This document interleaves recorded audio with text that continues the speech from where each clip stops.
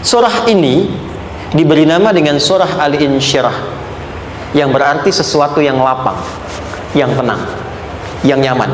Yang diharapkan dengan keadaan hati yang lapang, nyaman, tenang itu, segala persoalan yang dihadapi dalam kehidupan akan mudah diterima dan tidak berdampak besar dalam menyikapinya.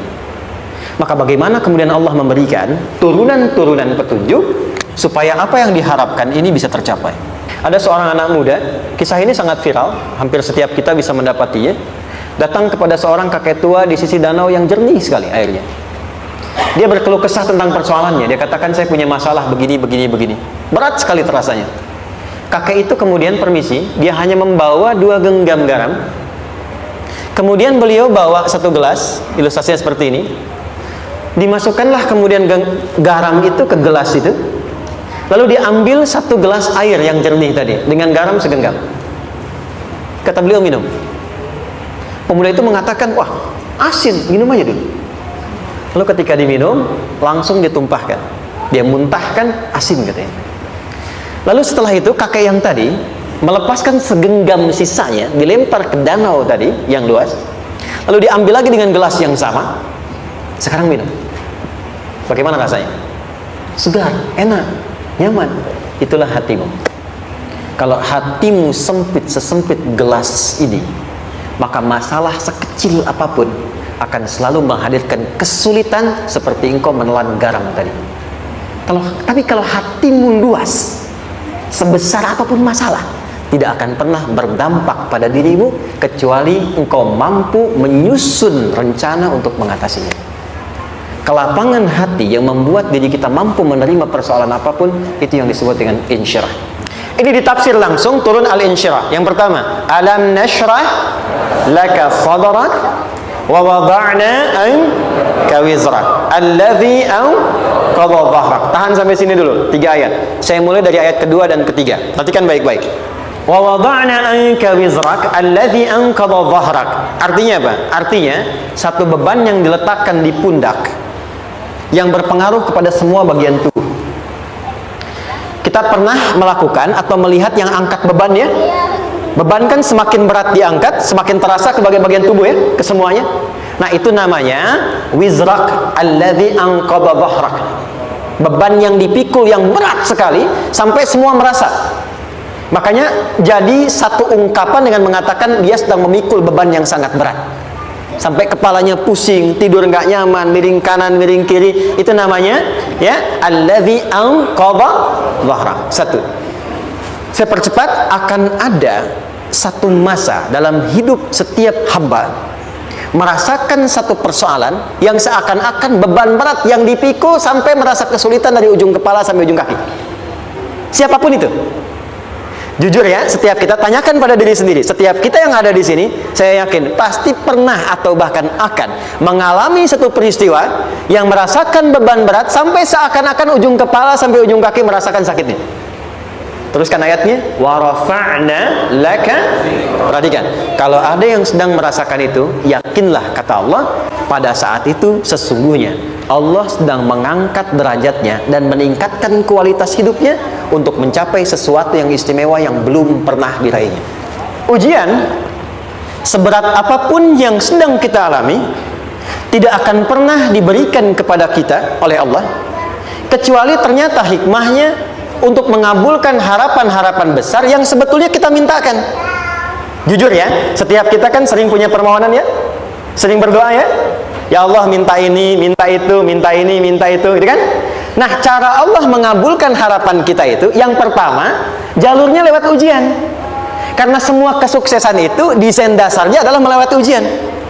Coba, anak-anak kita yang sedang sekolah itu, apa mungkin di wisuda dengan penuh kebahagiaan kalau nggak mengalami ujian? Apakah mungkin akan dapat IPK 4 yang diharapkan kalau tidak mengalami ujian? Coba renungkan, sebetulnya pernah berdoa apa sampai kita mengalami itu, sehingga dengan jalan itulah sebetulnya Allah ingin mengabulkan harapan yang dulu pernah kita mintakan.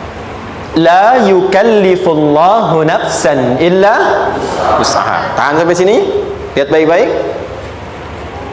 Hukum yang pertama, Allah tidak mungkin menguji seorang hamba di luar batas kemampuannya. kalau kita sedang diuji, sebetulnya ada harapan dan doa yang pernah kita mohonkan dan Allah ingin mengabulkan itu. Jalan pertamanya lewat ujian.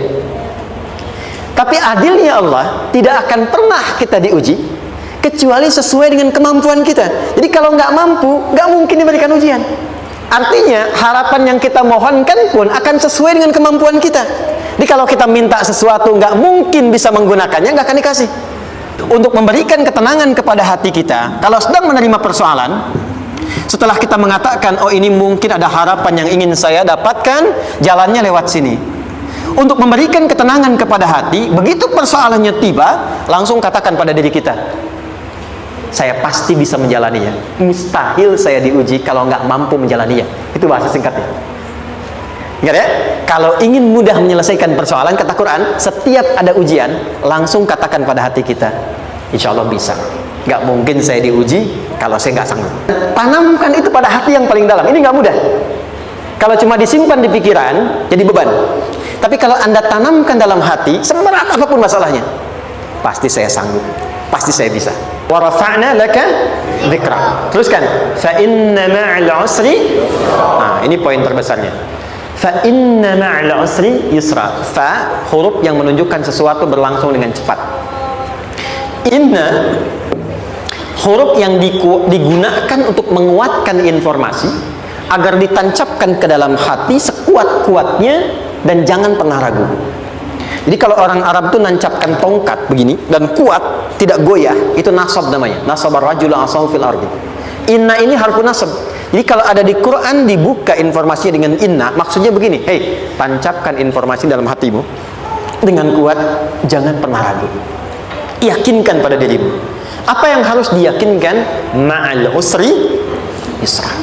Apa artinya usrun? Sulit. Oke? Sulit itu ada dua. Ada sa'bun, ada usrun.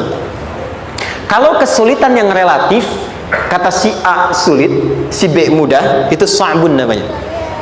Contoh, kata si fulan, bahasa Jepang susah. Padahal kata yang lain tidak. Saya ke Jepang, anak-anak kecil begini bisa bahasa Jepang, gitu kan? Bagi mereka mudah, gitu ya. Tapi kalau kesulitan yang sifatnya mutlak, semua orang mengatakan sulit. Maaf, bawa mobil, sulit atau mudah? Bukan mengendarai ya, bawa mobil, bawa. Sulit ya? Sulit ya? Baik, sepakat sulit semuanya. Nah, itu dalam bahasa Arab dikenal dengan usrun. Kesulitan yang semua sepakat bahwa itu susah. Sulit, semua sepakat. Dan ketika ada orang bicara, aku sedang punya masalah begini, semua mengatakan, wah itu nggak mudah, itu nggak mudah, itu usrun namanya. Lawannya, kemudahan yang relatif disebut sahlun. Tapi kemudahan yang semua sepakat bahwa itu mudah, itu yusrun namanya. Mengangkat spidol, semua mengatakan mudah, ringan, itu yusrun namanya. Perhatikan, Allah tidak memasangkan sa'bun dengan sahlun, tapi memasangkan usrun dengan yusrun. Orang-orang yang punya keyakinan kuat, setiap persoalan itu akan selesai, dan dia mengatakan pada dirinya, aku bisa melewatinya, maka perhatikan kalimatnya kata Quran, inna ma'al usri yusran. Sesulit apapun masalah yang sedang dia alami, maka Allah akan datangkan solusi semudah-mudahnya yang bisa dia nikmati. Dengan kata lain, kalau kita bawa ke bahasa psikologi, kalau sedang menghadapi persoalan seberat apapun, selain kita mengatakan ini pasti bisa saya lalui, saya insya Allah sanggup mengatasinya, katakan pada diri kita, ini pasti selesai, pasti ada solusinya, pasti mudah. Katakan, walaupun memang solusinya belum datang, tapi tenangkan pada diri kita dengan mengatakan inna ma'al usri yusra. Bahasa psikologinya, katakan pada diri kita, ini pasti selesai, nggak mungkin nggak selesai, pasti ada solusinya, pasti mudah. Itu lebih memberikan harapan pada diri kita untuk menuntaskan persoalan dibandingkan dengan meratapinya. Fa inna ma'al usri. Kalau masih ragu kata Allah, katakan lagi sekali lagi sampai hati kita merasa nyaman. Jadi kalau sedang punya persoalan seberat apapun, tanamkan pada diri kita, pasti selesai. Belum nampak, insya Allah pasti selesai. Gak mungkin diuji kalau nggak ada solusi. Itu lebih memberikan harapan. Setelah itu, fa'idha faraghta. Satu-satu mitigasi dulu. Satu masalah di sini, lihat di suami, lihat di istri. Kalau pekerjaan, masalahnya apa? Sebelum bercabang kemana-mana, petakan. Apakah rekanannya? Apakah relasinya? Apakah kemampuannya? Apakah manajerialnya? Apakah marketingnya? mitigasi, kotaki semua, selesaikan satu-satu. Setelah itu, apa yang dilakukan? Wa ila rabbika, tawakal sepenuhnya kepada Allah untuk menentukan hasilnya. Tawakal itu yang paling mahal. Anda kalau nggak punya kepasrahan, stres. Karena selalu memikirkan apa yang mau dikerjakan dan selalu orientasi pada hasil. Kita punya tawakal. Kalau kita mampu menyerahkan sesuatu, gini. Di sini ada orang yang paling jago misalnya main basket. Ada pertandingan basket. Begitu dibuka, udah tim musyawarah serahkan aja pada si fulan. Kan? Dia yang paling jago, dia. Bukankah dengan menyerahkan itu bukan hanya kita berikan sebuah tugas, kan? Tapi dengan itu ada kelapangan tersendiri kan? Yakinlah sukses, ini paling hebat. Pernah ada perasaan gitu? Sekarang, siapa yang paling mampu menguasai? Siapa yang paling hebat menyelesaikan segala hal? Siapa yang punya segalanya? Bukankah Allah? Orang-orang yang punya tingkat tawakal yang tinggi, maka satu, dia akan lebih stabil keadaan mentalnya dan tidak akan pernah gelisah dengan kekecewaan. Karena tawakal itu kalau sudah kepasrahan pasti menerima hasil. Kalau sudah tawakal, terserah Allah tetapkan apa saja. Mau dapat sekarang, dapat besok, dapat nanti. Puncak yang paling tinggi, tugasmu hanya berikhtiar semampu yang bisa dilakukan. Selanjutnya, biarkan Allah menetapkan apa yang menjadi bagian dari maslahat kehidupan kita. Saya tutup. Cara Allah menjawab harapan kita ada 3. 1, memberi langsung apa yang kita mohonkan. Saya pengen ke ITB. Tapi nggak mungkin tiba-tiba langsung masuk ITB kan? Pasti lewat ini dulu kan? Ada ujian dulu, ikut tes, dan seterusnya diterima. Sesuai. 2, kadang menunda sesuatu sampai dia sanggup menjalaninya. Anda punya anak usia 5 tahun, pengen diberikan motor. Anda mampu untuk memberi motor, dikasih nggak? Tidak. Sampai dia sanggup mengendarai motor, baru Anda berikan. Ada yang kita minta sekarang, tidak didapati sekarang. Tapi ternyata tahun depan kita dapat. Kita harus sadar bahwa anugerah yang kita dapatkan tahun depan itu sebetulnya adalah hasil doa kita di tahun ini. Allah mengabulkan apa yang kita butuhkan, bukan apa yang kita inginkan. Anak Anda sakit, dibawa ke dokter. Kata dokter, jangan dulu makan jeruk. Maka Anda pulang, dia minta jeruk. Anda berikan apel. Saya nggak mau apel, mah. Saya pengennya jeruk. Gak apa-apa, nah. Ini apel rasa jeruk, misalnya kan. Anda berikan. Ternyata apa? Bukan ingin menyakiti dan tidak mengabulkan keinginan anak, tapi lebih memberikan apa yang dia butuh. Kadang-kadang maaf ya, teman-teman mintanya proyek A, udah capek, di situ nggak dapat. Dapatnya di yang lain. Teman-teman, itu Allah berikan sebetulnya hasil ikhtiar Anda yang sebelumnya. Cuma dikasih yang lebih baik.